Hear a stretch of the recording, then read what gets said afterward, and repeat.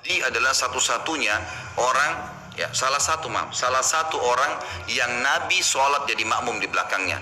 Karena waktu turun Nabi Isa, orang sudah tahu semua ini akan turun, lagi berkumpul gini mau sholat, pas mau iqamah sholat Isa alaihissalam turun, dan orang-orang sudah mengatakan Isa sudah datang. Jadi informasi pasti, bukan lagi yang diragukan, bukan masih nebak ini Isa atau bukan, mereka sudah tahu.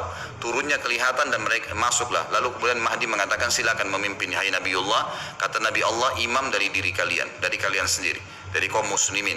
Maka akhirnya dia pun menjadi imam. Kemudian terbentuklah pasukan tersebut, tiba di Babulut. Saya tutup dengan kisah Babulut ini. Pada saat tiba di Babulut, tiba di Palestina, maka Dajjal tidak tahu yang datang ini siapa. Disebarkan berita oleh pengikutnya mengatakan, hai Dajjal, sudah datang pasukan yang ingin memerangi kita. Lalu Dajjal mengatakan, siapa yang berani mengalahkan saya? Siapa yang bisa? Bukakan pintu gerbang, kita tantang. Dia nggak tahu kalau Isa alaihissalam yang datang. Kemudian pada saat dibukakan, Dajjal dengan sombongnya, dia tahu dia tidak mati, gitu kan? Punya kekuatan super yang luar biasa. Begitu dibuka pintu gerbang, dia sengaja nunggu di pintu gerbang untuk menunjukkan, mendemonstrasikan kemampuannya di depan para pengikutnya. Ternyata waktu dibuka pintu gerbang, Isa alaihissalam di depan pasukan muslimin. A'udzu billahi minasy syaithanir rajim. Bismillahirrahmanirrahim.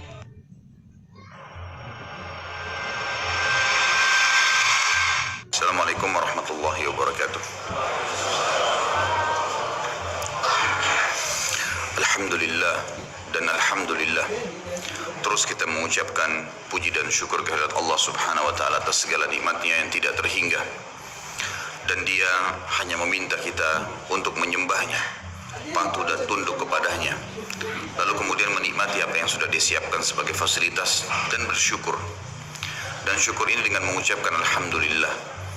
Maka tidak ada sulitnya bagi seorang muslim untuk sering mengucapkannya. Dan juga kita panjatkan salawat dan taslim kepada Nabi besar Muhammad sallallahu alaihi wasallam. Siapapun yang mengikutinya pasti hidupnya akan tenang, punya panduan hidup, tahu mana halal dan mana haram, dan pada saat meninggal akan masuk ke dalam surga. Orang yang menolak risalahnya, ajarannya, pasti dadanya akan sesak, hidupnya susah, tidak tahu mana halal dan haram, dan meninggal masuk ke dalam api neraka. Allah Subhanahu wa taala bersama dengan malaikatnya mengucapkan kalimat hormat, salam kepada Nabi sallallahu alaihi wasallam. Maka sangat wajar kita sebagai pengikut yang setia dan mau selamat, kita selalu mengatakan sallallahu alaihi wasallam.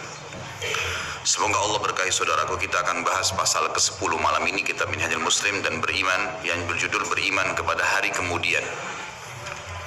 Setelah membahas pasal ke-9 beriman tentang risalah Nabi Muhammad sallallahu alaihi wasallam bersama dengan mukjizat-mukjizatnya dan bukti-bukti di mana Taurat dan Injil pun sudah menyebutkan nama Nabi sallallahu alaihi wasallam. Berbicara masalah beriman, saya akan terus ulangin kalimat ini, adalah pengikraran dengan lisan, keyakinan dalam hati, dan diikuti dengan aplikasi anggota tubuh. Itu namanya beriman. Seseorang mengucapkan dengan lisannya, mengatakan memang hari kiamat itu ada, dan kemudian dia meyakini dengan hatinya semua amal apa yang dia kerjakan baik, dia akan terima dalam bentuk pahala, balasan, puncaknya akan masuk ke dalam surga dengan rahmat Allah. Dan siapapun yang melanggar, sekecil apapun pelanggaran tersebut, kalau dia tidak sempat membersihkannya dengan taubat, dengan beristighfar, dengan memperbanyak amal saleh, pasti ada hukumannya. Terlebih lagi orang kafir dan orang munafik, pasti mereka akan masuk ke dalam api neraka. Allah berfirman dalam surah Al-Ankabut ayat 4, yang kurang lebih artinya, janganlah kalian mengira, atau alangkah buruknya prasangkaan orang-orang yang mengira mereka melanggar hukum-hukum kami lalu mereka akan luput dari azab kami. Enggak mungkin, itu mustahil. Ini keyakinan dalam hati seorang mukmin.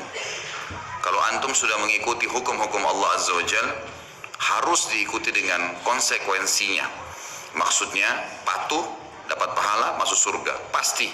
Tidak boleh ragu sedikit pun masalah itu. Saya sholat, saya akan terima pahalanya, dan saya akan masuk ke dalam surga dengan izin Allah. Saya berperang, berjihad, tertusuk, mati, saya akan masuk surga. Tinggal mengikuti syarat-syarat dan rukunnya, tidak ada keraguan. Saya pergi haji, saya akan dapatkan balasannya. Saya sedekah, saya akan dapat balasannya. Orang melakukan pelanggaran, zina, riba, dusta, dan seterusnya, ada hukuman dan pasti datang kepadanya. Dalam waktu dekat atau yang akan datang, tetap akan datang. Tidak mungkin ada orang yang tidak dihukum oleh Allah Subhanahu wa Ta'ala. Puncak daripada penerimaan pahala dan juga penyiksaan yang akan datang karena pelanggaran adalah dikenal dengan hari kemudian. Hari kemudian, hari akhir, hari kiamat, hari pembalasan, banyak namanya. Kita harus tahu saudaraku, dan kita harus yakini, karena ini rukun iman kita, akan ada namanya hari pembalasan. Ada hari di mana kiamat terjadi, artinya habis semuanya. Semua yang kita lihat dan kita tidak lihat di langit, di bumi, di kedalaman lautan, semuanya akan habis. Ada saatnya di mana ajalnya datang, semuanya akan hancur dan terjadilah kiamat. Dan itulah proses pindahnya manusia dan jin kepada alam akhirat, di mana mereka akan hidup abadi di sana dan mereka akan menikmati hasil perbuatannya kalau baik dan mereka akan dihukum kalau hasilnya buruk. Kiamat ini akan terjadi bila diikuti dengan beberapa tanda-tanda sebelumnya, baik tanda-tanda kecil ataupun tanda-tanda besar. Dan pada saat kiamat terjadi nanti dimulai dengan sangkakala sekali, kemudian hancurlah semua di alam semesta ini, kemudian datang sangkakala yang kedua, dan akhirnya dibangkitkanlah seluruh makhluk, kemudian dihisaplah mereka, lalu terjadilah mahsyar, kehidupan yang akan kita laluin. Allahu alam berapa lama di sana, menunggu timbangan amal seluruh manusia, miliaran jumlahnya, dan seluruh jin. Bahkan Ibnu Katsir mengatakan Allah Azza wa Jalla akan mengadili domba, kenapa dia menanduk domba yang lain. Setelah itu jalanan ditentukan ke surga atau ke neraka, dan tidak ada tempat yang ketiga. Kita harus sadar teman-teman sekalian, penentuan masalah hari kemudian nanti, di mana kita akan mendapatkan cuma surga atau neraka, adalah kehidupan kita sekarang. Ini sekarang Anda masih bisa menghembuskan nafas, masih bisa beraktivitas, masih mudah untuk menangkap mana yang boleh dan mana tidak boleh yang diperintahkan oleh Tuhan kita Allah dan aplikasikan dalam kehidupan sehari-hari. Maka ini penentuan nanti di sana bagaimana, dan tidak ada tempat lain, surga atau neraka. Maka jangan nanti tiba di saat terakhir dihisab di hari kemudian baru kita menyesal. Itu keliru. Orang mukmin harus jeli. Ingat teman-teman, Allah memberikan kepada kita akal fikiran yang jernih, bisa berpikir, bisa menangkap, bisa memilah mana baik, mana buruk. Hati kita juga begitu, punya perasaan yang pekah, tahu mana baik, mana buruk, mana yang disukai, mana yang tidak disukai. Semua itu sebenarnya fasilitas yang Allah berikan tanpa harus menunggu hukuman datang baru mau taubat. Orang mukmin jeli, cerdas. Sabda Nabi SAW, al-mu'minu qayyisul fatin. Orang mukmin itu qayyis, cerdas sekali. Fatin itu pekah luar biasa. Jadi mereka tuh tahu kalau mereka buat salah, ini salah nih, ditinggalin. Apapun godaannya, dilawan sama dia karena dia tahu ini haram, dan dia tahu setiap pelanggaran agama pasti ada konsekuensi hukum. Tidak ada dosa yang dilakukan sekecil apapun tidak ada konsekuensinya, harus ada. Sekali antum menggibah, jangan heran setelah taubat tiba-tiba kita digibah, pembersihan dosa yang lama. Dulu pernah kita membuat nota palsu, mencuri sesuatu. Jangan heran sekarang kalau beli HP baru jatuh hilang, itu biasa.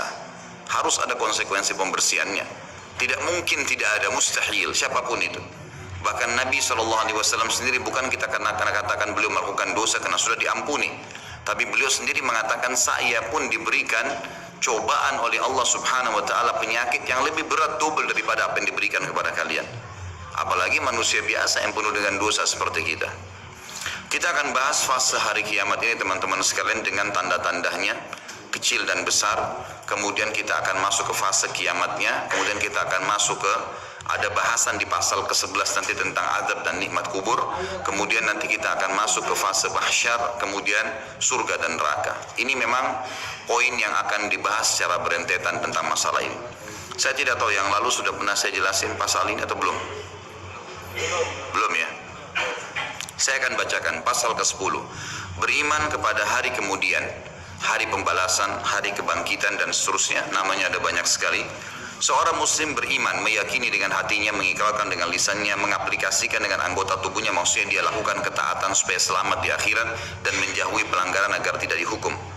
Seorang muslim beriman bahwasanya kehidupan dunia ini mempunyai saat-saat di mana ia akan berakhir, pasti, tidak ada keraguan di situ, dan mempunyai hari terakhir yang tidak ada hari sesudahnya.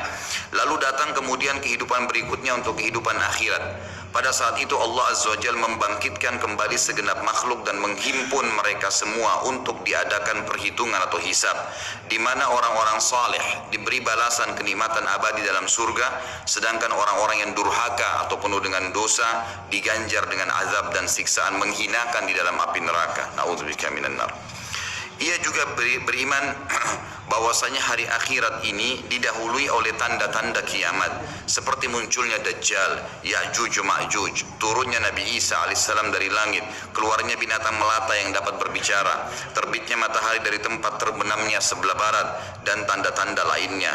Kemudian sangkakala atau trompet raksasa ditiup satu kali untuk kematian dan kebinasaan, lalu tiupan berikutnya untuk kebangkitan dan hidup kembali serta menghadap kepada Rabbul Izzah, Allahu Azza wa Jalla. Kemudian penyerahan kitab-kitab catatan amal masing-masing, maka ada yang menerima kitab catatan amalnya dengan tangan kanannya dan pasti dia selamat, dan ada pula yang mengambilnya dengan tangan kirinya yang pasti dia akan celaka. Setelah itu disediakanlah mizan, timbangan amal, dan perhitungan amal atau hisab pun dilaksanakan. Lalu jembatan terbentang di atas neraka menuju surga. Dipancangkan hingga berakhirnya proses agung tersebut dengan menetapnya semua penghuni surga di surga dan penghuni neraka di neraka. Iman yang demikian itu diyakini karena dalil-dalil nakli dan akli berikut ini. Jadi ini bukan, sekali lagi saya sering ucapkan di majelis ini teman-teman dan di majelis ilmu saya yang lainnya. Antum hadir di sini, Anda hadir di sini, ini saya bukan datang ceramah sejam 2 jam untuk berdongeng, untuk menyampaikan sebuah kisah yang dikarang-karang. Ini ilmu, wahyu, sesuatu yang pasti terjadi, tidak ada keraguan di dalamnya. Jadi apapun yang disampaikan itu bukan hanya sekedar untuk didengar telinga kanan keluar telinga kiri. Ini jadi prinsip hidup, memang harus dipegangi. Karena itu fungsi daripada majelis ilmu, kita mengambil wahyu, mengubah hidup kita menjadi lebih baik dari sebelumnya, lebih mengenal Allah, lebih takut akan azabnya, lebih tamak terhadap rahmatnya.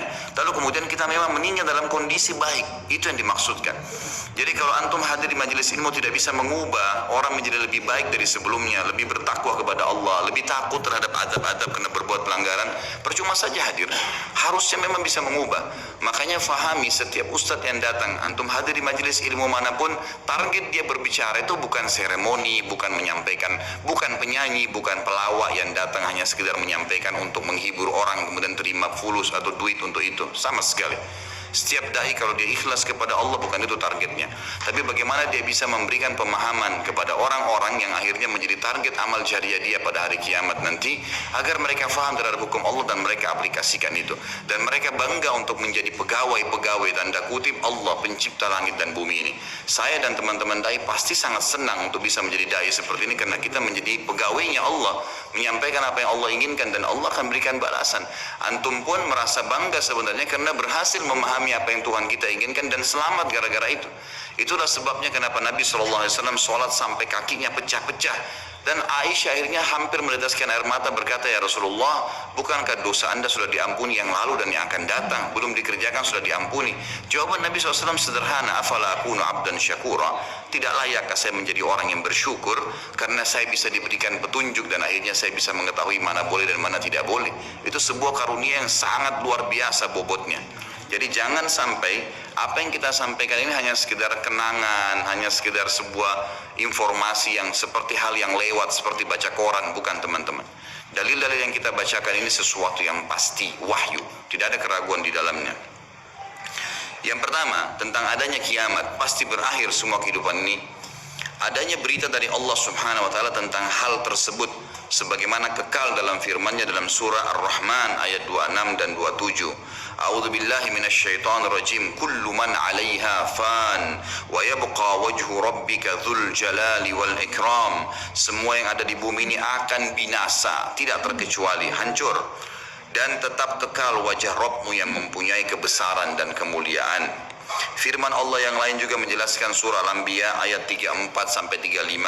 A'udzu billahi minasyaitonir rajim wa ma ja'alna li basharin min qablikal khulda afa in mitta fahumul khalidun kullu nafsin dha'iqatul maut wa nabluukum bisyarri wal khairi fitnah wa ilaina turja'un. Kami tidak menjadikan hidup abadi bagi seorang manusia pun sebelum kau, hai Muhammad.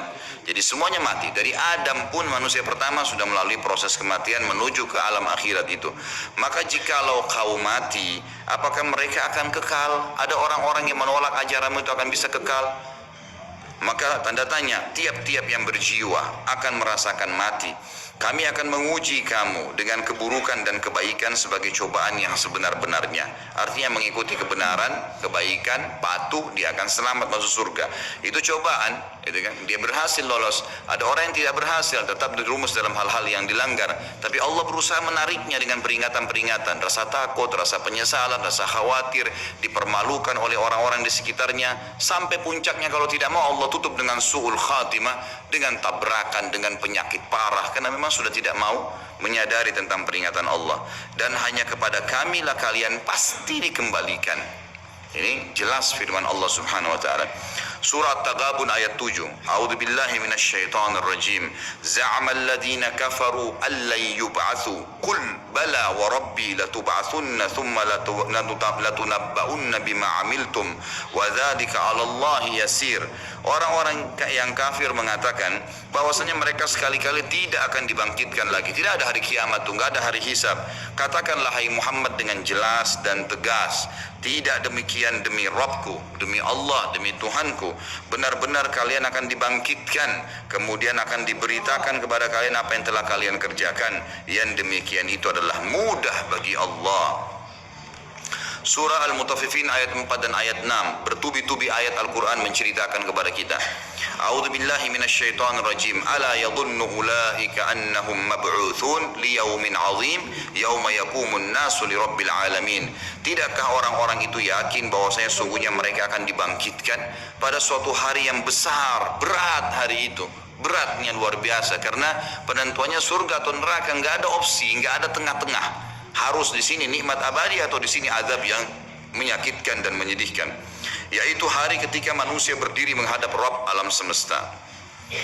Juga Asy-Syura ayat 7. A'udzu billahi minasyaitonir rajim. Wa kadzalika auhayna ilaika Qur'anan Arabiyyan litunzira ummal qura wa man haulaha wa tunzira yaumal jam'i la raiba fi fariqum fil jannati wa fariqum fis sa'ir. Demikianlah kami wahyukan kepadamu Al-Quran dalam bahasa Arab, hai Muhammad, supaya kamu memberikan peringatan kepada Ummul Qura, penduduk Mekah, dan penduduk negeri-negeri sekelilingnya, seluruh dunia, serta memberi peringatan pula tentang hari berkumpulnya manusia atau hari kiamat yang tidak ada keraguan padanya. Segolongan pasti pada saat itu akan masuk ke dalam surga, dan segolongan lagi pasti masuk ke dalam neraka. Tidak ada pilihan yang lain. Sekarang penentuannya teman-teman, hati-hati. Jangan pernah terpengaruh dengan lisannya orang-orang di sekitar kita. Pujian dia, hinaan dia, cacian dia hanya sepanjang lidahnya. Kamu alim ya, kamu hebat ya, kamu gagah ya, kamu kaya lah. Itu hanya sepanjang lidah. Jangan itu membuat kita lalai, nggak ada gunanya sama sekali. Atau bahkan mungkin dia menghardik dengan kata-kata yang tidak baik, mencaci maki. Allah mengajarkan, kalau ada orang seperti ini, wa idza khatabahumul jahiluna qalu salama. Kalau orang bodoh mengajak bertengkar, tinggalkan saja kata Allah, nggak usah dilayani. Nggak ada waktu untuk menyanyiakan waktu kita kepada hal-hal yang tidak ada manfaatnya. Para ulama salaf kita memaksimalkan waktu mereka per detiknya, dari kegiatan ibadah ke ibadah apalagi, terus begitu. Sampai seseorang di antara mereka berharap tidak ngantuk malam hari supaya bisa beribadah semalam suntuk, karena tahu ini akan terjadi hal-hal yang akan besar nantinya. Para sahabat Abu Darda, Abu Hurairah dan sahabat-sahabat Nabi yang lain semuanya, mereka sering menangis tiba-tiba tanpa sebab. Lalu ditanya oleh orang-orang sekitarnya dari para tabi'in, ada apa? Anda ini menangis, bukankah Anda sahabat Rasulullah? Maka jawaban mereka, sungguh bekal kami sangat sedikit, perjalanan masih panjang, tidak ada jaminan amal kami sudah diterima walaupun kami sudah melakukannya. Mungkin ya, ada kekurangan-kekurangan dalam amal tersebut, kita tidak pernah tahu. Dari khayalan sholat, dari ini, dari itu, dari riya dan seterusnya. Ini berbahaya. Kalau para sahabat bisa khawatir begitu, bagaimana dengan kita teman-teman sekalian? Harusnya kita lebih jeli dan lebih hati-hati lagi. Alhamdulillah dengan kemahamurahannya Allah, Allah memberikan fasilitas yang namanya taubat, mudah sekali dilakukan. Tinggal mau meninggalkan perbuatan salah, jadi orang baik-baik, itu saja. Patuhi jalannya Allah, maka Allah masih bisa mengampuni itu kesalahan-kesalahan. Walaupun apa yang sudah kita sia-siakan sudah rugi sendiri. Artinya kalau pernah kita selama 10 tahun lalai terus berbuat dosa, dan dalam 10 tahun itu ada orang lain yang sudah berbuat amal ibadah, sudah puasa Senin Kamis, sudah puasa, sudah hadir majelis ilmu, sudah sholat 5 waktu di masjid, sementara kita lalai, maka tentu berbeda antara kita dengan dia. Itu secara akal sehat pastinya. Jadi jangan sampai kita menganggap semua orang sama tingkatannya, tidak. Tapi bukan mustahil dengan amal-amal yang tersisa setelah kita taubat akan meninggikan derajat kita. Bukan mustahil. Merengek, memohon, tamak terhadap rahmat Allah diperintahkan, dianjurkan. Dalam surah Zalzalah yang sangat masyhur, ayat 1 sampai ayat 8, satu surah lengkap, Allah Subhanahu wa taala menyebutkan, A'udzu billahi minasyaitonir rajim. Idza zulzilatil ardu zilzalaha wa akhrajatil ardu athqalaha wa qala al insanu ma laha yawma idzin tuhadditsu akhbaraha bi anna rabbaka awha laha yawma idzin yasdurun nasu ashtatan liyaraw a'malahum faman ya'mal mithqala dzarratin khairan yarah wa man ya'mal mithqala dzarratin syarran yarah. Apabila bumi digoncangkan dengan goncangannya yang dahsyat dan bumi telah mengeluarkan beban-beban berat yang dikandungnya, semuanya yang ada kuat, tambang-tambang, segala suatu batu-batu yang kuat di bawah tanah semua terbongkar pada hari itu. Dan manusia bertanya, mengapa bumi jadi begini? Pada hari itu bumi menceritakan beritanya, karena sungguhnya Rabbmu telah memerintahkan yang demikian kepadanya.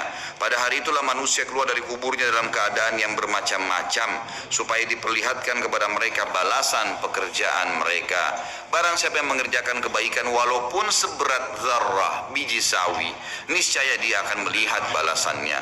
Dan barang siapa yang mengerjakan kejahatan walaupun seberat biji zarrah, biji sawi, niscaya dia akan melihat balasannya pula. Surah Al-An'am 158. A'udzu billahi minasyaitonir rajim. Hal yanzuruna illa an ta'tiyahumul malaikatu aw ya'tiya rabbuka aw ya'tiya ba'du ayati rabbik yauma ya'ti ba'du ayati rabbika la yanfa'u nafsan imanuha lam takun amanat min qablu aw kasabat fi imaniha khaira. Al-ayah. Yang mereka nanti-nanti, kapan mau tobat nih? Kapan yang kafir itu mau beriman kepada Allah? Yang mereka nanti-nanti tidak lain hanyalah kedatangan malaikat kepada mereka untuk mencabut nyawa mereka. Tidak ada yang lain. Berarti keras kepala, nggak mau taubat, nggak mau baik, nggak mau berubah, nggak mau meninggalkan dosa-dosa. Kalau gitu tunggu aja malaikat mau datang. Atau kedatangan Rabbmu, atau pada hari kiamat lebih dahsyat lagi, atau kedatangan sebagian tanda-tanda Rabbmu. Tanda-tanda sebelum terjadi hari kiamat. Pada hari datangnya sebagian tanda-tanda Rabbmu, tidaklah bermanfaat lagi iman seseorang bagi dirinya sendiri yang belum beriman sebelum itu, atau dia belum mengusahakan kebaikan dalam masa imannya. Ada beberapa ayat di sini akan disebutkan berhubungan dengan masalah prosesi terjadinya kiamat dan tanda-tanda. Cuma dalam buku Minhajul Muslim, Syekh Abu Bakar rahimahullah, beliau menggabungkan semuanya, jadi bercampur baur dalil. Makanya saya akan bacakan dulu semua dalilnya, dan nanti kita akan coba susun prosesi kejadian kiamat itu sendiri. Sekarang ayat yang dibacakan adalah ayat yang berhubungan tentang masalah salah satu tanda-tanda hari kiamat besar. Jadi ada 11 tanda-tanda kiamat besar yang disepakati oleh para ulama. Salah satunya adalah ini ya. Surah Al-An'am ayat 82. A'udzu billahi minasyaitonir rajim. Wa idza waqa'al qawlu 'alaihim akhrajna lahum dabbatan minal ardi tukallimuhum anna an-nasa kanu biayatina la yuqinun. Apabila perkataan telah jatuh atas mereka, kami keluarkan sejenis binatang melata dari bumi yang akan mengatakan kepada mereka bahwa sungguhnya manusia dahulu tidak yakin kepada ayat-ayat kami. Sampai sini saya tahan dulu dan kita akan jelaskan 10 atau 11 tanda-tanda kiamat itu. Bagi teman-teman yang memegang bukunya bisa melihat di halaman 86. Saya akan bacakan hadisnya. Hadis ini riwayat Imam Muslim nomor 2901. Jadi tanda-tanda kiamat itu ada besar ada kecil. Tentu kalau tanda-tanda kiamat kecil banyak sekali. Di antaranya hadis riwayat Muslimnya juga yang berbunyi, kata Nabi SAW, tidak akan terjadi kiamat sampai aku diutus menjadi Nabi. Hitunglah 6 tanda-tanda kiamat. Ini kecil. lahirnya aku, diutusnya aku, dan meninggalnya aku. Berarti sudah ada 3 dan sudah terjadi. Kemudian akan tersebarnya ya penyakit taun, dan ini sudah terjadi zaman Umar radhiyallahu anhu. Terbebasnya Palestina di zaman Umar radhiyallahu anhu, gitu kan. Kemudian pembebasan negeri Persia terjadi di zaman Umar radhiyallahu anhu. Berkumpul semua itu. Jadi 6 tanda-tanda ini sudah kelihatan semuanya. Tanda-tanda kiamat yang kecil sudah terjadi, ada yang sedang terjadi sekarang, dan ada yang belum terjadi. Kalau yang sedang terjadi, seperti misalnya hadis Nabi SAW yang berbunyi, tidak akan terjadi kiamat sampai orang-orang mengganti nama-nama minuman keras dengan nama-nama lain. Contoh, seperti sekarang misalnya menggantinya dengan istilah-istilah lain. Ya nama inilah, ya merek itulah, ya cuman sekian 5% alkoholnya dan seterusnya. Hadis yang lain, tidak akan terjadi kiamat sampai zina tersebar, dianggap biasa, dan juga banyaknya laki-laki menyerupai perempuan, dan juga minuman keras dianggap sebagai minuman yang biasa. Hadis sahih semuanya. Jadi ini semua kita lihat depan mata kita, sedang terjadi, ya sedang terjadi. Kemudian yang belum terjadi itu seperti misalnya kalau tanda-tanda kiamat kecil terakhir sekali namanya Malhamah Kubra, peperangan besar antara kaum muslimin dengan orang-orang Nasrani. Yang ini disebutkan panjang lebar dalam hadis Bukhari, lebih dari 3 lembar kalau tidak salah. Hadis ini berbunyi, kata Nabi SAW, kalian akan bersatu dengan Bani Asfar. Bani Asfar ini sebenarnya lebih tepatnya orang-orang Rum, ya, orang-orang Nasrani. Mereka akan bersatu, kalian akan bersatu dengan mereka untuk memerangi satu kaum, tapi tidak disebutkan kaum ini siapa. Yang jelas kita akan bersatu satu waktu dengan kelompok-kelompok Nasrani ini, kemudian kita bersatu memerangi satu kaum. Allahu a'lam siapa mereka. Sebagian ulama beristihad mengatakan komunis, ada yang mengatakan kapitalis, dan segala macam istilah, tapi kita beriman bahwasanya itu akan terjadi. Ringkas cerita, kalian akan memenangkan peperangan, pasukan tahaluf ini, sekutu ini akan menang. Kemudian setelah itu bubarlah semua pasukan dan tersisa pasukan di negeri Syam, di negeri Syam. Dan dari hadis ini juga ulama sekarang mengatakan kasus Syria ini akan berakhir dengan sendirinya, karena memang hadis ini menjelaskan adanya ketentraman di negeri Syam, ya, sebelum terjadi tanda-tanda kiamat besar. Pada saat itu pasukan muslimin ya sedang pulang ke negeri Syam bersama dengan pasukan Bani Asfar ini, ya suku yang dikatakan dari bangsa Romawi. Kemudian mereka mengangkat bendera salib sambil mengayungkan dan mengatakan, kamilah yang telah memenangkan peperangan ini. Maksudnya kekuatan Nasrani. Maka yang muslim sempat, teman-teman mereka mengatakan, ini kan kita sekutu, bagaimana caranya kalian mengaku ya memenangkan sendiri? Terjadi cekcok di antara mereka. Lalu kata Nabi SAW, akhirnya segelintir muslimin yang ada di situ Allah karuniakan mereka mati syahid, terbunuh semua. Lalu hari kedua beberapa muslimin bersatu untuk ya berperang, dan mereka juga dikaruniakan Allah mati syahid. Hari ketiga berkumpul lagi muslimin untuk mereka berpegang pada satu kesepakatan untuk tidak akan membiarkan bahwasanya orang-orang Nasrani menganggap menang sendiri. Maka akhirnya hari ketiga pun mereka diikram oleh Allah, dikaruniakan syahadah, mati syahid. Nanti hari keempat barulah berkumpul seluruh muslimin dari seluruh penjuru bumi. Lalu terjadilah perang besar antara kalian dengan Bani Ahmar, dan mereka dibawa naungan 80 bendera. Sebagian ulama hadis mengatakan mereka dibawa 80 negara. Jadi perang besar-besaran.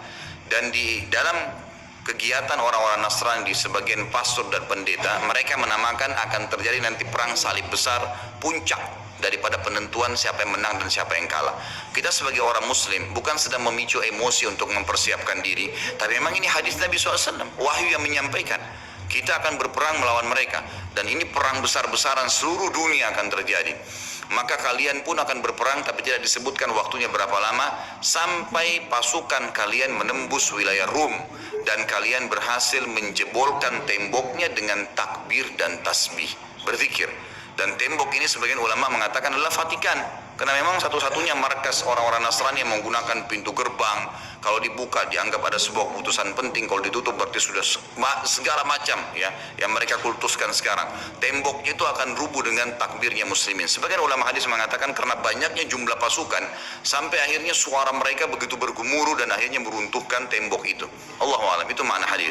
Kemudian pada saat itulah syaitan, iblis menjelma jadi manusia, lalu teriak di tengah-tengah pasukan muslimin berkata, wahai muslimin, Dajjal sudah keluar di tengah-tengah kalian. Dajjal sudah keluar di tengah-tengah kalian.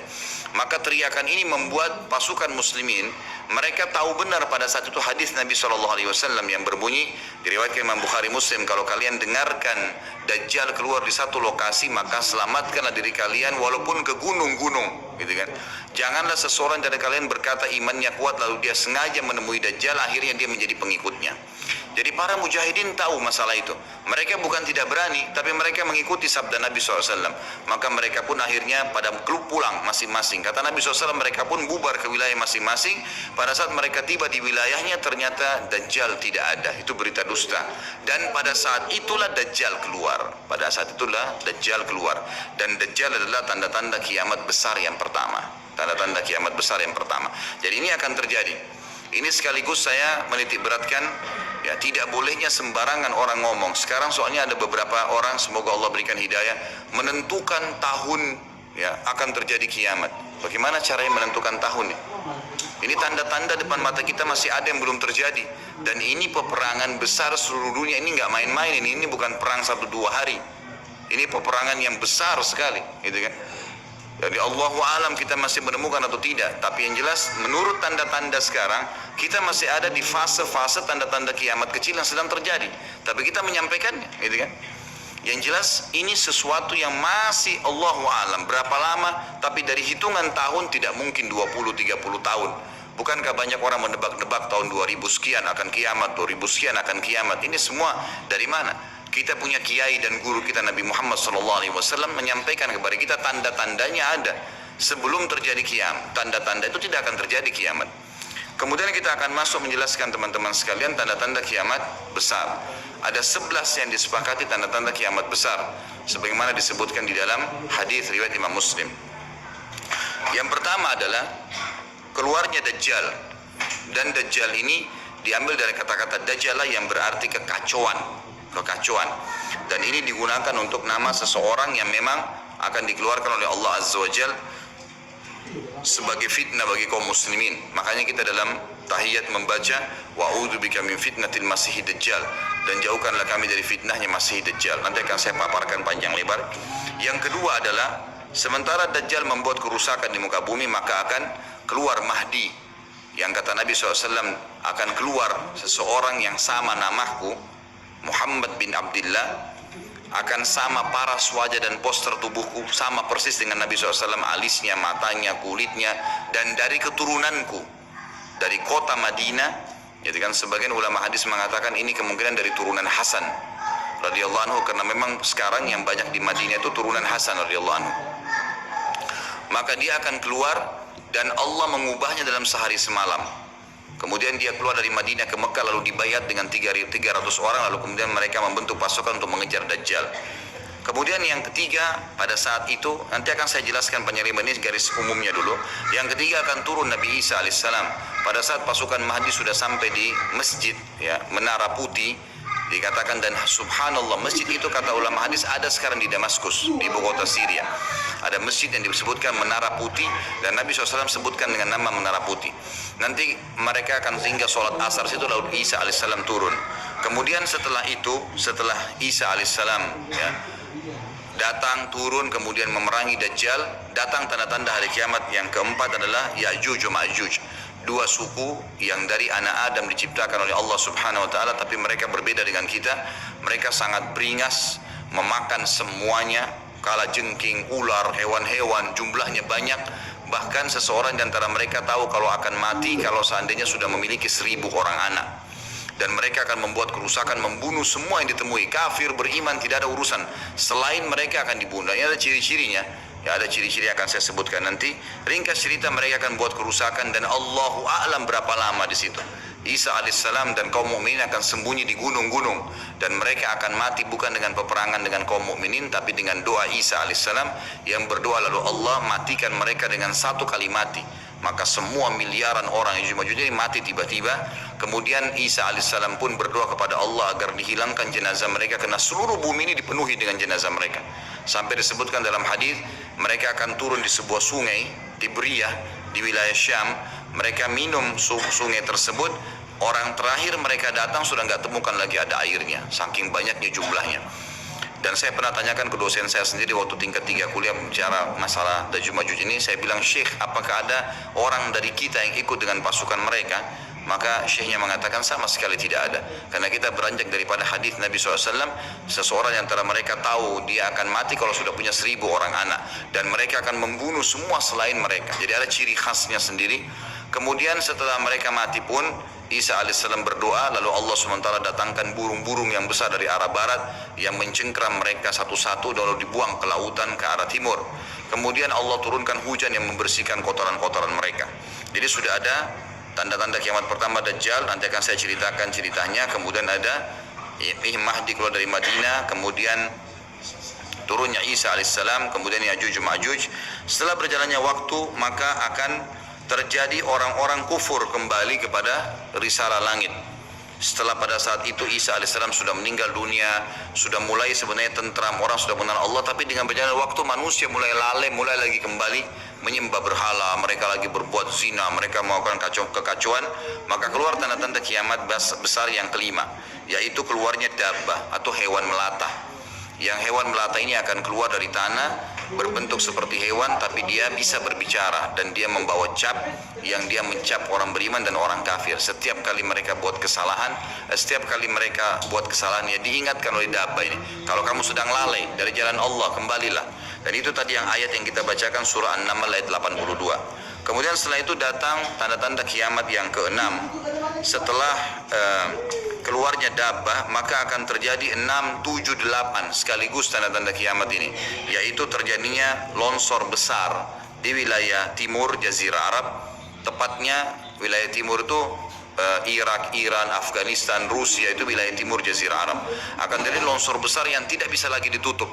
Dan terjadi juga longsor besar, tanda-tanda kiamat yang ketujuh, itu adalah di Jazirah Arab, dan juga terjadi di wilayah baratnya Jazirah Arab, yaitu wilayah Afrika, dan ini juga akan longsor besar, gitu kan. Kemudian terjadilah tanda-tanda kiamat yang selanjutnya, yang ke berapa? 9. Keluarnya api dari wilayah Ka'rul Aden namanya, atau wilayah padang pasirnya wilayah Aden. Aden salah satu kota di Yaman, gitu kan. Dan sekarang ini sudah ada diangkat di YouTube, dicuplikan, dan saya pernah lihat sebagian padang pasir wilayah Aden ini yang disebutkan dengan Ka'ril Aden itu memang tidak ada orang yang tinggal situ karena panasnya, gitu kan. Dan ada wilayah padang pasir yang sempat terbelah, dan mereka melihat dan diteliti secara ilmiah di bawah itu ada api yang sangat besar.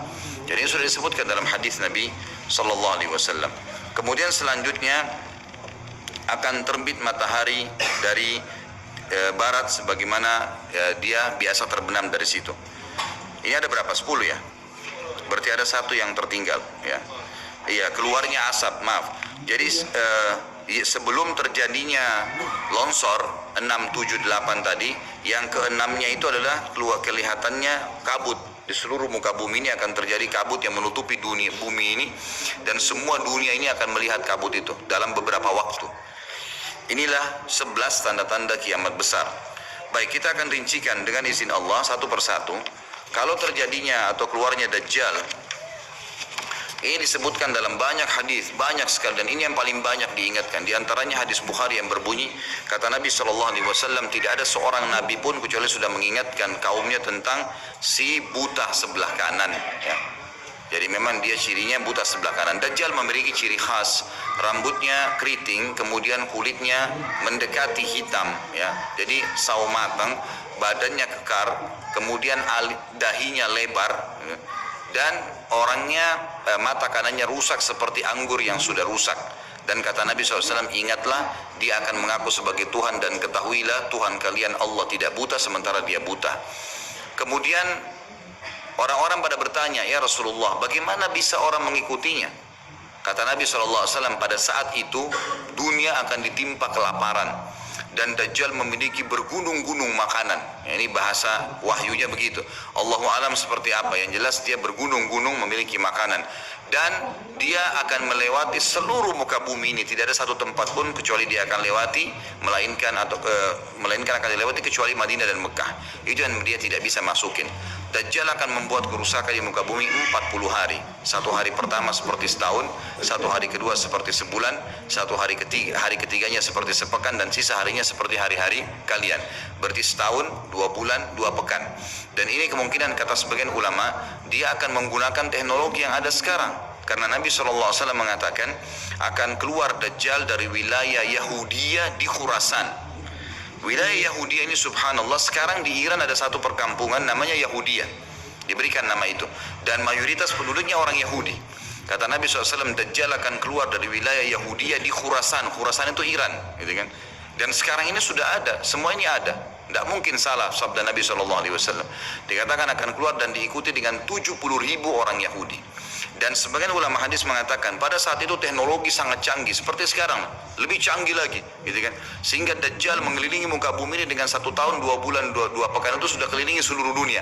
Dan setiap kali kata Nabi SAW dia memasuki sebuah wilayah dan orang-orang beriman padanya, maka wilayah itu akan subur, turun hujan dari langit, perekonomian mereka, ya, perkebunan, peternakan, semua akan subur. Dan setiap wilayah yang ditinggalkan oleh Dajjal tidak mau beriman, maka akan susah, hujan tidak turun dari langit, hasil mereka mengurang dan seterusnya. Jadi memang ini sabda Nabi SAW, disuruh kita menghindar, bukan melawannya. Dajjal akan terus membuat kerusakan di muka bumi dan banyak sekali pengikut-pengikutnya. Kata sebagian ulama hadis, beritanya akan merambak sangat cepat dan banyak pengikutnya karena menggunakan media. Kemungkinan menggunakan media kayak kita sekarang merambat luar biasa, mudah ditangkap informasinya. Dajjal akan dikenal oleh orang-orang, Jadi orang-orang akan banyak yang tidak beriman sama Allah, yang munafik, semuanya ikut. Termasuk ada yang mengaku Islam tapi munafikin menjadi pengikutnya Dajjal. Ya.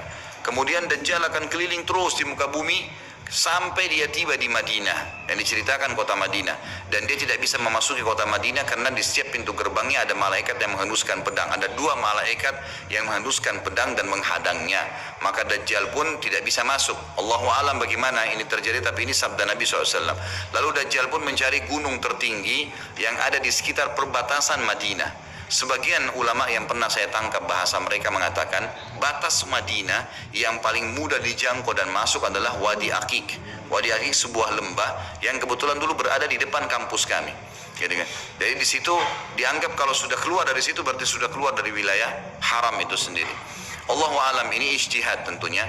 Tapi yang jelas Dajjal akan naik ke atas sebuah gunung, kemudian dia berkata kepada para pengikutnya, apakah kalian melihat istana putih itu? Maka mereka semua melihat ke arah Masjid Nabawi. Lalu mereka mengatakan, iya, kata Dajjal, itulah istananya Muhammad yang aku tidak bisa jangkau. Dan subhanallah, sekarang Masjid Nabawi warnanya seperti istana putih, gitu kan? Tanpa disadari dengan menggunakan marmer putih besar. Begitu juga dengan perluasannya nanti. Memang kalau dari kejauhan seperti istana yang sangat mewah, gitu kan? Ringkas cerita, Dajjal pun akhirnya sebelum pergi, dia sempat menyentakkan kakinya, kata Nabi SAW, sehingga membuat terjadilah gempa di Madinah dan membuat seluruh orang munafik di Madinah keluar jadi pengikutnya. Jadi gempa, dan hanya tinggal di sana orang-orang beriman. Hanya tertinggal di sana orang-orang yang beriman. Lalu keluarlah, sebelum Dajjal pergi, keluarlah satu anak muda yang kata Nabi SAW orang terbaik pada saat itu. Orang terbaik pada saat, orang yang paling luar biasa imannya. Masih muda. Di sini ulama mengatakan istilah syab dalam bahasa Arab bisa dari mulai balik 12 tahun sampai 40 tahun. Nanti harus keluar seorang anak muda yang diistilahkan syab antara umur ini, kemudian keluar dan sempat melihat Dajjal. Maka Dajjal pun mengatakan, menangkapnya segera dan mengatakan, saya Tuhanmu. Maka orang tersebut mengatakan, kau adalah Dajjal yang telah diceritakan oleh Nabi SAW. Karena dalam hadis yang lain dikatakan setiap orang mukmin bisa melihat di dahinya tulisan kafara yang berarti kufur. Dia bisa membaca bahasa Arab atau tidak, tapi dia akan bisa membaca. Dengan hikmah Allah, matanya orang mukmin bisa melihat itu sehingga dia tahu ini adalah Dajjal. Kemudian Dajjal pun mengambil gergaji dan membelah 2 dari kepala sampai kemaluannya, sehingga anak muda itu terbelah 2 dan Dajjal melewati tengah-tengahnya dan seluruh pengikutnya bersorak-sorak. Lalu Dajjal berkata, bangkitlah, bangkit kembali bersatu. Lalu kata Dajjal, apa kau sudah yakin saya Tuhanmu? Maka Dajjal mengatakan, maka anak muda itu mengatakan, justru saya tambah yakin kau adalah Dajjal. Setelah itu dia berusaha membunuhnya tapi dia tidak mampu lagi. Allah sudah selamatkan. Maka Dajjal pun meninggalkan lokasi tersebut. Lalu puncaknya Dajjal menuju ke Palestina. Dan dia akan bermarkas di sebuah tempat namanya Babulut. Babulut dalam hadis. Subhanallah, sekarang ini sudah ada kota di Israel yang mereka rebut wilayah Palestina, sebuah seperti kecamatan, ya, kalau yang saya tangkap, saya depan ada cuplikannya, itu ternyata diberikan nama Babulut oleh orang Yahudi. Dan ini disebutkan dalam hadis dengan lafaz itu Babulut, ya, Bablut, gitu kan. Ini subhanallah, saya lihat cuplikannya Babulut, gitu. Ini luar biasa nih, seperti sabda Nabi SAW. Dan sekarang mereka lagi fokus membangun, menjadikan wilayah itu wilayah yang paling mewah di Israel. Subhanallah, gitu kan. Dajjal akan menuju ke sana, dan sementara dia menuju ke sana, setiap wilayah yang dia lewatin, salah satunya disebutkan dalam hadis Bukhari adalah dia akan melewatin satu wilayah yang sangat banyak masyarakatnya. Ya Allahu a'lam ini di mana? Apakah di wilayah Cina, apakah di pokoknya masyarakat komunitasnya paling besar. Kita tahu sekarang Cina sama India ini tempat yang sangat luas, banyak masyarakatnya. Dia akan melewati wilayah yang banyak masyarakatnya, lalu kemudian dia berkata kepada pemimpinnya, Allahu a'lam, ini presiden kah, raja kah, kepala suku kah, dia akan berkata bahwasanya saya Tuhanmu. Maka orang itu mengatakan, apa buktinya kau Tuhan saya? Dia bilang, bagaimana kalau saya hidupkan kedua orang tuamu? Apa kau akan percaya saya Tuhanmu? Maka orang itu berkata, tentu saja. Ada Dajjal, tunjukkan kuburannya. Ditunjuk kuburannya, lalu Dajjal mengatakan, keluarlah. Maka keluarlah orang tuanya dan berkata ibu ayahnya, ikutlah pada orang ini karena ikutlah pada ini karena dia adalah Tuhanmu. Maka akhirnya kepala suku atau kepala negara itu pun menyatakan ikut, dan seluruh masyarakatnya ikut. Jadi luar biasa, miliaran orang jadi pengikut Dajjal pada saat itu. Maka Nabi SAW sudah membongkar buat kita itu. Berkata apa? Itulah dua syaitan yang menjelma untuk menipu manusia, dan itu puncak terakhir sekali sebelum Dajjal menuju ke Israel. Lalu kemudian dia menuju ke Palestina, tapi disebutkan Israel, dikatakan Palestina dalam hadis. Lalu menuju ke sebuah wilayah yang namanya Babulut tadi. Lalu Dajjal berpesta pora di sana dengan pengikut-pengikut yang mentuhankan dia. Dia berikan makanan, kaya raya, segala macam dia bisa lakukan, fitnah, gitu kan. Akhirnya keluarlah. Pada saat sementara dia berjalan ke Babulut dan tiba di Babulut, keluarlah di Madinah Mahdi. Dan Mahdi ini adalah keturunan Nabi SAW, tadi saya bilang, keluar dari Madinah. Kemudian Allah memperbaiki dia dalam sehari semalam. Kata sebagian ulama hadis, Allah berikan petunjuk sehingga dia menjadi baik langsung, gitu kan. Tadinya dia faham agama tapi belum diaplikasikan, sekarang dia langsung Allah SWT ubah menjadi orang yang saleh dalam sehari semalam. Lalu kemudian dia jalan. Ada banyak riwayat yang menyebutkan ciri-cirinya. Di telapak tangannya ada seperti bekas, ya, tanda lahir. Tapi yang jelas yang paling mendasar mirip dengan Nabi SAW. Alisnya seperti busur panah, kulitnya putih, orangnya tinggi, besar, kekar, gitu kan. Dan tadi turunan Nabi SAW namanya Muhammad bin Abdullah. Maka dia pun akhirnya didatangi oleh orang-orang yang pada saat itu sudah tahu tentang keluarnya Dajjal, sudah informasi menyebar. Maka mereka juga sudah tahu ada orang yang akan membentuk pasukan dari Madinah namanya Muhammad bin Abdullah. Lalu mereka carilah keturunan Nabi SAW itu, lalu ditemukan. Lalu mereka mengatakan, engkau lah yang telah ditunjuk oleh Nabi SAW. Maka keluarlah memimpin kami untuk memerangi Dajjal. Dia pun awalnya menolak sampai dia pergi ke Mekah, kata Nabi SAW, lalu diikuti oleh 300 orang masyarakat membaiatnya. Lalu terbentuklah pasukan muslimin yang tidak tahu Allahu a'lam berapa jumlahnya pada saat itu. Lalu mereka menuju ke Palestina, melewati negeri Palestina, melewati negeri Syria, dan akhirnya mampir di Masjid Darul Baidha tadi, menara putih yang tujuannya untuk mengerjakan sholat asar. Dan pada saat itu terjadilah tanda-tanda kiamat besar ketiga. Isa alaihissalam akan turun. Kata Nabi SAW, Isa alaihissalam akan turun, rambutnya basah, meneteskan air, dan memegang dua sayapnya malaikat. Sebagian ulama hadis mengatakan pada saat itu kaum mukminin akan melihat malaikat yang membawa Isa alaihissalam. Kemudian dia turun dan dia masuk. Kemudian kata Nabi SAW, Mahdi adalah satu-satunya orang, ya, salah satu orang yang Nabi sholat jadi makmum di belakangnya. Karena waktu turun Nabi Isa, orang sudah tahu semua ini akan turun, lagi berkumpul gini mau sholat. Pas mau iqamah sholat, Isa alaihissalam turun. Dan orang-orang sudah mengatakan Isa sudah datang. Jadi informasi pasti, bukan lagi yang diragukan, bukan masih nebak ini Isa atau bukan. Mereka sudah tahu. Turunnya kelihatan dan mereka masuklah. Lalu kemudian Mahdi mengatakan, silakan memimpin hai Nabiullah. Kata Nabi Allah, imam dari diri kalian, dari kalian sendiri, dari kaum muslimin. Maka akhirnya dia pun menjadi imam. Kemudian terbentuklah pasukan tersebut, tiba di Babulut. Saya tutup dengan kisah Babulut ini. Pada saat tiba di Babulut, ya, tiba di Palestina, maka Dajjal tidak tahu yang datang ini siapa. Disebarkan berita oleh pengikutnya mengatakan, hai Dajjal, sudah datang pasukan yang ingin memerangi kita. Lalu Dajjal mengatakan, siapa yang berani mengalahkan saya? Siapa yang bisa? Bukakan pintu gerbang, kita tantang. Dia nggak tahu kalau Isa alaihissalam yang datang. Kemudian pada saat dibukakan Dajjal dengan sombongnya, dia tahu dia tidak mati, gitu kan? Punya kekuatan super yang luar biasa. Begitu dibuka pintu gerbang, dia sengaja nunggu di pintu gerbang untuk menunjukkan, mendemonstrasikan kemampuannya di depan para pengikutnya. Ternyata waktu dibuka pintu gerbang, Isa alaihissalam di depan pasukan muslimin. Dan akhirnya begitu melihat Isa, dia coba melarikan diri dan badannya meleleh seperti melelehnya lilin, gitu kan? Jalan terus meleleh sampai akhirnya Isa alaihissalam mengejarnya sambil mengatakan, wahai musuh Allah, sudah saatnya kau mati. Diletakkan di tanah, ditekan oleh Isa alaihissalam, lalu kemudian ditombak di antara dua matanya dengan tombak emas, yang hanya membuat Dajjal mati. Pada saat itu pun Yahudi mengetahui masalah itu, sehingga mereka menyebar. Mereka menyebar dan Isa alaihissalam sudah tahu instruksi dari Allah untuk membunuh semua pengikut Dajjal. Maka semua pun pengikut Dajjal dari Yahudi ini menyebar di bawah pohon, di atas batu, dan semuanya akan berbicara mengatakan, hai muslim, ini Yahudi, bunuhlah dia. Maka semuanya pun dibunuh oleh kaum muslimin kecuali satu pohon garkat.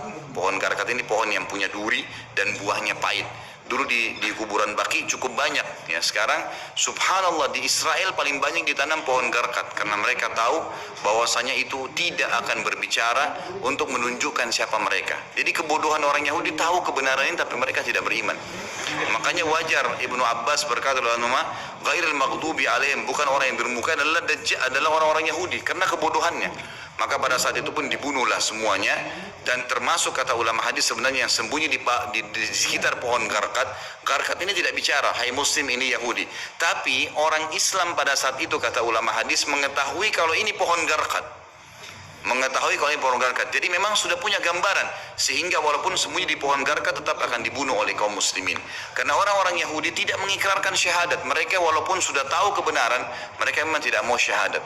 Makanya Nabi SAW mengatakan, jangankan Isa alaihissalam, Nabi Muhammad SAW saja di zamannya, kata beliau, kalau ada 12 orang dari Yahudi yang mengucapkan syahadat, beriman pada saya, maka seluruh Yahudi akan beriman. Saking sulitnya, 12 orang saya sudah cukup. Tapi pada saat itu pun sama, walaupun dibunuh mereka tidak mau beriman kepada Allah SWT. Ini juga terjadi pada saat terjadi pembunuhan suku Quraidah. Jadi pada saat itu Nabi SAW mengepung mereka, diberikan kesempatan untuk taubat. Mereka tidak mau. Akhirnya mereka menganggap kalau dibunuh oleh Nabi SAW, dibunuh oleh kaum muslimin, mereka akan menuju ke surga, gitu kan? Jadi mereka pasrah dengan dibunuh. Mereka anggap itu akan menuju ke surga. Dan ini kebodohan. Ya, ini kebodohan. Maka pada saat itu selesailah urusan orang-orang Yahudi ini, dan Isa alaihissalam akan memimpin di muka bumi selama, ada riwayat mengatakan 7 tahun, ada yang mengatakan 40 tahun. Membuat keadilan, dan Isa akan membunuh semua babi, menghancurkan semua salib, dan tidak ada rumah satupun kata Nabi SAW di muka bumi kecuali akan masuk ke dalam Islam, baik dalam keadaan mulia ataupun menolak, terhina. Jadi sudah tidak ada, seluruh muka bumi ini akan jadi Islam pada saat itu. Jadi sampai sini insya Allah bahasan kita akan lanjutkan nanti, pertemuan akan datang, dan silakan kalau ada pertanyaan ditulis di kertas, setelah sholat kita akan bahas. Dan kita akan mulai Ya'juj Ma'juj dan sisa-sisa lainnya nanti kita akan bahas pada pertemuan akan datang. Mungkin begitu. Subhanakallahumma bihamdika asyhadu an la ilaha illa anta astaghfiruka wa atubu ilaik. Wassalamualaikum warahmatullahi wabarakatuh.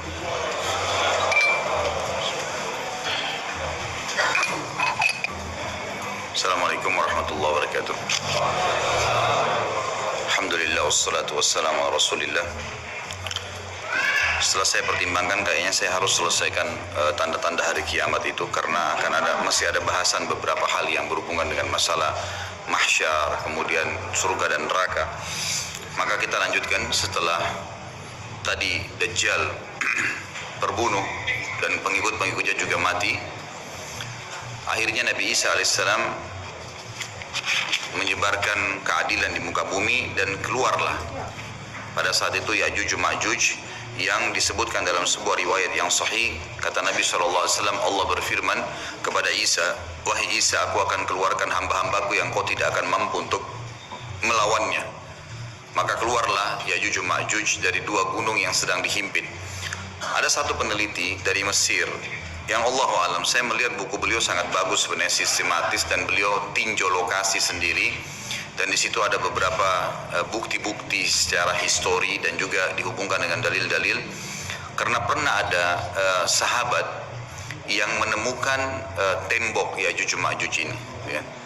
Maka dia pun melapor kepada Nabi SAW, dan Nabi SAW membenarkan itu, Artinya tembok ini bukan sesuatu yang tersembunyi, kelihatan. Maka peneliti muslim dari Mesir ini mengatakan, dan saya punya bukunya, sudah ada terjemahan bahasa Indonesia, judulnya Ya'juj Ma'juj memang. Dia memastikan tembok itu sebenarnya adalah tembok Cina, yang berada di Cina sekarang, dan memang menyambung antara dua gunung yang besar. Kata Nabi SAW, kecelakaanlah bagi suku Arab, karena sudah terbuka dari lubang Ya'juj Ma'juj seperti ini. Ketemukan antara jari tengah beliau dengan ibu jari, artinya mereka sudah bisa melihat. Dalam riwayat yang lain dikatakan bahwasanya Ya'juj Ma'juj setiap hari menggali gunung itu, berusaha untuk keluar. Tapi mereka pada saat tiba malam hari karena kecapean mereka istirahat, Allah Subhanahu wa taala tutup kembali gunung itu, sehingga besok mereka memulai lagi dari awal sampai nanti di saat waktunya mereka dikeluarkan oleh Allah Subhanahu wa taala. Sampai saatnya nanti mereka dikeluarkan oleh Allah Subhanahu wa taala. Jadi memang cerita tentang mereka ini akan keluar disampaikan dalam banyak riwayat. Kemudian setelah itu mereka akan keluar dengan hikmah Allah Subhanahu wa taala, dan Isa alaihissalam menyelamatkan dirinya bersama orang-orang beriman di atas gunung. Dan ada beberapa riwayat menyebutkan di Gunung Tur, ya. Gunung Tur ini ada di Palestina kalau tidak salah, dan ada surah At-Tur menjelaskan masalah itu. Ya, yang jelas Isa alaihissalam di atas gunung, dan akhirnya Ya'juj Ma'juj mulai membuat kerusakan di muka bumi. Allah Subhanahu wa taala menceritakan tentang mereka panjang lebar dalam banyak ayat Al-Qur'an.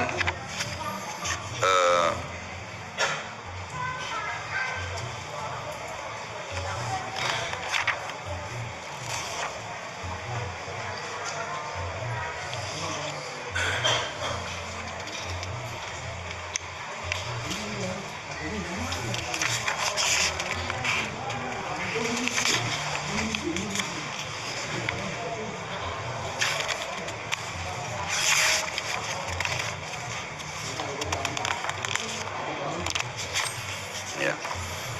Baik. Yang jelas diceritakan dalam Al-Quran tentang cerita mereka Ya'juj Ma'juj ini, dan mereka akan keluar tepatnya di surah Al-Anbiya ayat 96 sampai 97. Dan yang pegang buku ada di halaman 82 itu. A'udzubillahi minasyaitonirrajim. Hatta idza futihat Ya'juj Ma'juj hum min kulli hadabin yansilun waqtarabal wa'dul haqq fa idza hiya syakhisatun absarul ladzina kafaru ya wailana qad kunna fi ghaflatin min hadza bal kunna zalimin. Hingga apabila dibukakan tembok Ya'juj Ma'juj dan mereka turun dengan cepat dari seluruh tempat yang tinggi, dan telah dekatlah kedatangan janji yang benar, maksudnya hari kebangkitan, maka tiba-tiba terbelalaklah mata orang-orang kafir. Mereka berkata, aduhai celakalah kami, sungguhnya kami dalam kelalaian tentang ini, bahkan kami orang-orang yang zalim. Kata para ulama tafsir, maksudnya adalah orang-orang kafir pun bingung, dari mana nih manusia-manusia, kenapa kok membunuh semuanya? Walaupun mengatakan kami mau jadi pengikut kalian, tetap dibunuh, tidak diterima. Dan Nabi SAW menyebutkan ciri-ciri memiliki rambut yang keriting, yang mata mereka, bola kelopak mata mereka besar,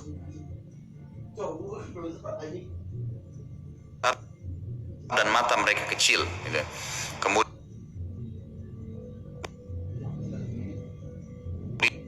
Kemudian mereka memiliki kulit yang mendekati kekuning-kuningan, ya, kekuning-kuningan.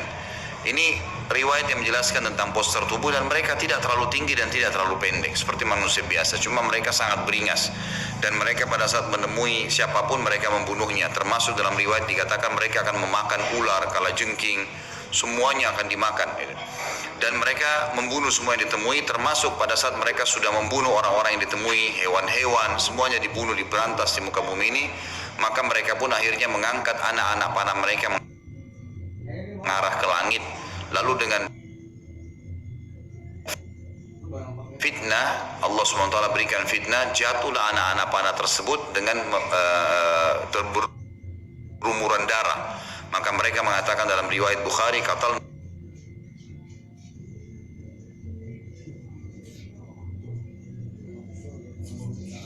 man fil ardi wa qatalna man fis sama.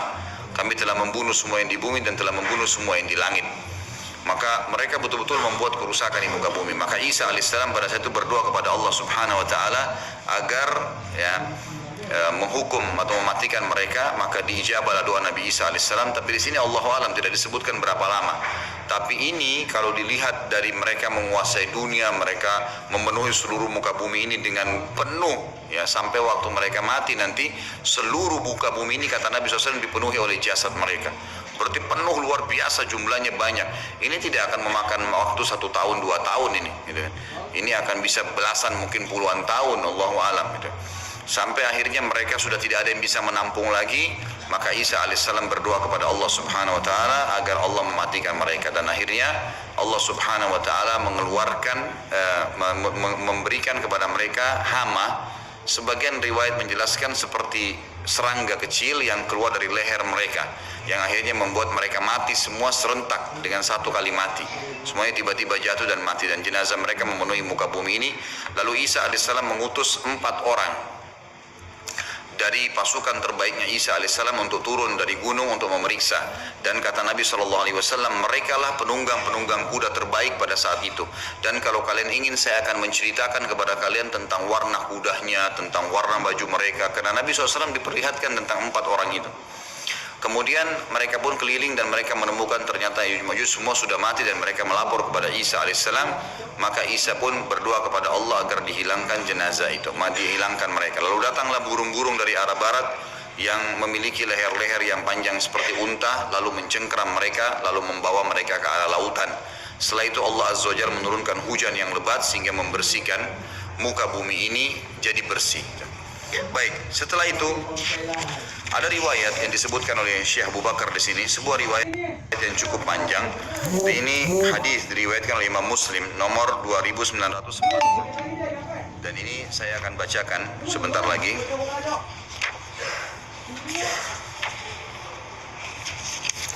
Yang bunyinya kata Nabi SAW, "Yakhrujud dajjalu fi ummati fayamkuthu arba'in.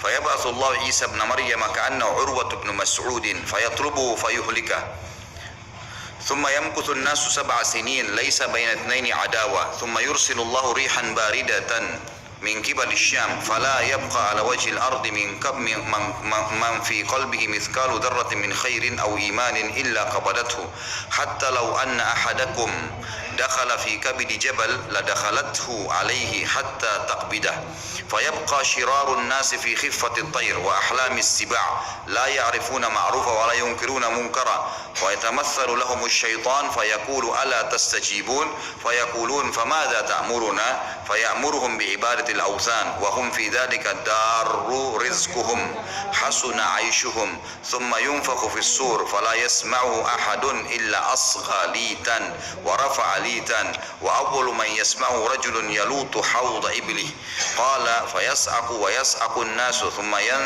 ثم ينزل الله مطرا كأنه الطل فتنبت منه أجساد الناس ثم ينفخ فيه أخرى فإذا هم قيام ينظرون ثم يقال يا أيها الناس هلم إلى ربكم وقفوهم إنهم مسؤولون sebagaimana ayat jelaskan itu ثم يقال أخرجوا بعث النار فيقال من كم فيقال من كل 1999 فذلك يوم يجعل الولدان شيبا وذلك يوم يكشف عن ساق. Artinya Dajjal akan keluar di tengah-tengah umatku dan ia akan tinggal selama 40. Ini tadi sudah saya jelaskan, sekitar ada yang mengatakan 40 tahun, ada yang mengatakan 40, tapi riwayat lain menjelaskan 40 hari, tapi hari pertamanya setahun, hari keduanya sebulan, hari ketiganya sepekan, dan sisa harinya seperti hari-hari kalian. Lalu Allah membangkitkan Isa putra Maryam, ia mirip sekali dengan Urwa bin Mas'ud, ada sahabat Nabi. Maka Isa mencari Dajjal dan kemudian membunuhnya. Setelah itu manusia tinggal selama 7 tahun tanpa ada permusuhan di antara mereka. Kemudian Allah meniupkan angin dingin dari arah negeri Syam. Nah, ini saya ingin jelaskan. Jadi pada saat terjadi Isa alaihissalam sudah membunuh Dajjal dan terjadi keadilan di muka bumi, kata ulama hadis, makna hadis ini adalah setelah itu Isa alaihissalam berjalan. Ada riwayat menjelaskan Isa menyebarkan, berhukum selama 40 tahun. Lalu Isa alaihissalam menjadi hakim sampai Isa alaihissalam meninggal dunia. Pada saat Isa alaihissalam meninggal dunia, maka terjadilah tanda-tanda kiamat yang lain, yang tadi, yang sudah saya sebutkan urutannya. Setelah Isa alaihissalam meninggal, Ya'juj juga sudah mati, maka mulailah keluar dabbah, manusia sudah mulai lalai kembali. Kemudian keluarlah hewan melata mengingatkan, kemudian keluar kabut seluruh muka bumi, kemudian terjadi longsor, gitu kan.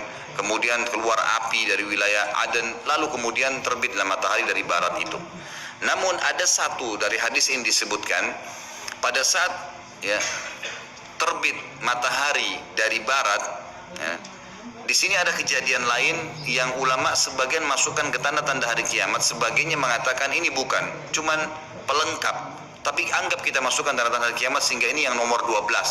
Setelah matahari terbit dari barat, yang kata Nabi SAW, pada saat itu tidak akan lagi berguna jiwa yang meminta taubat. Dalam riwayat Bukhari dikatakan, taubat akan diterima oleh Allah selama matahari belum terbit dari barat.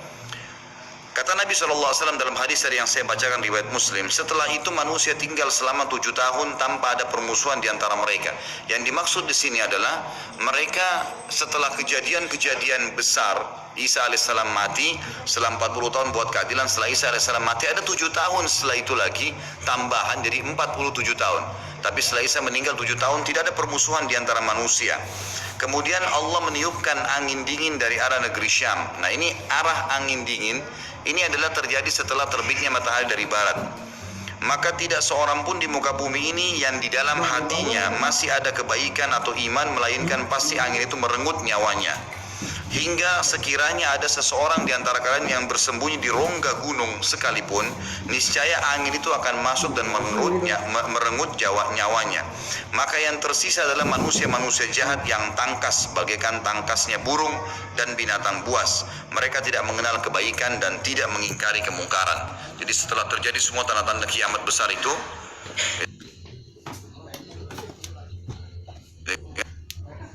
maka orang-orang beriman dimatikan oleh Allah Subhanahu wa taala dengan cara ditiupkan angin dingin dari arah